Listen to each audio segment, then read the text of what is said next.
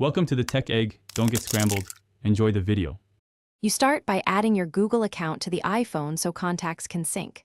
Open Settings, go to Contacts, then Accounts, and choose Add Account Google. Enter your email and password, approve any two-factor prompts, and when asked, enable Contacts. This is necessary because the iPhone only syncs what the account permits. Once done, the system will register Google as a contact source. Make sure you're online and keep the phone unlocked for the initial sync to begin.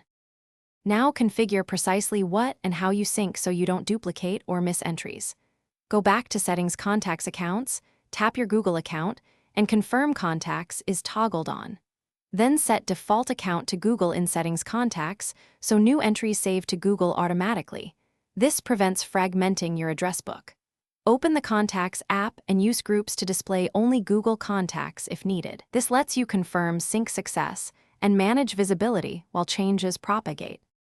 Finish by verifying contacts appeared on both devices. Open Contacts and pull down to refresh. If items are missing, toggle Contacts off then on in Settings for a manual resync.